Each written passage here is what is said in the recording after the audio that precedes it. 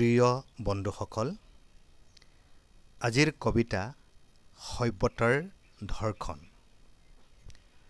তু আৰু খেৰেৰে মিহলি জুইৰ ধোঁৱা লুকুৱাই ৰাখিব কোনোবাই ইচ্ছা কৰিলেই পাৰিবনে?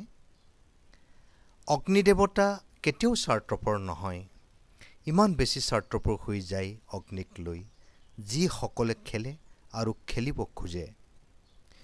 সভ্যতাৰ বেদীত কেতিয়াবা জুই জ্বলিব পাৰে। এই জুই পবিত্ৰতাৰ জুই, মানৱতাৰ জুই। এই জুয়ে ঘৰ জ্বলাব নোৱাৰে, গাঁও জ্বলাব নোৱাৰে, জ্বলি জ্বলি একোৱেই ছাৰখাৰ কৰিব নোৱাৰে। শিক্ষা দীক্ষা বিজ্ঞান প্ৰজ্ঞানৰ আধাৰত সভ্যতাৰ জিলিঙনি প্ৰকট হৈ উঠে। মানুহ আৰু পশুৰ প্ৰভেদৰ কথাটো সভ্যতাৰ পৰ্দাত শিৰৰ ৰেখা হৈ জিলিকে।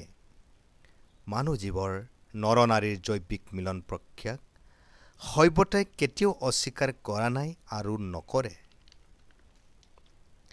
মানুহে সভ্যতাক ধৰ্ষণ কৰিব নোৱাৰে। ধৰ্ষিতা হৈ সভ্যতাই জীয়াই থাকিবও নিবিচাৰে। তথাপি সময়ে সময়ে সভ্যতা ধৰ্ষিতা হৈ পৰে। কাৰণ মানুহ যেতিয়া সাংঘাতিক স্বাৰ্থপৰ হয়, মানুহৰ সত্তা যেতিয়া পশুৰ সত্তালৈ পৰ্যৱসিত হয়, তেতিয়া বিনা অনুমতিত সভ্যতাৰ ধৰ্ষণ হৈ যায়। দানৱৰ বলি হৈ সভ্যতা চিৎকাৰ হৈ উঠোঁতে ক্ষমতা লিপ্সা এচাম মানুহে দুমুখীয়া নীতি লয়।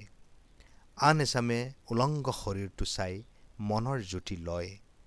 গাদীত বহাসকলে ঘঁৰিয়ালৰ চকুলো টোকে। ন্যায় অন্যায় বিচাৰ কৰাসকল একদম নিৰুপায়। এনেকৈ সভ্যতাৰ শৰীৰ ক্ৰমাৎ দুৰ্বল হৈ গৈছে। অভিযোগ অজুহাতত সাম্প্ৰদায়িক জুই জ্বলিছে। এই জুই মণিপুৰত জ্বলিছে, জ্বলিয়েই আছে। জুই নুমুৱাবলৈ এতিয়াও পানীৰ হাহাকাৰ। দেশ আৰু স্বজাতিৰ শৰীৰ বিবস্তা হ'ল আৰু হ'বলৈ দিব নোৱাৰোঁ। এনেকৈ বহুত বেছি হ'ল আৰু হ'বলৈ দিব নোৱাৰোঁ। ধন্যবাদ।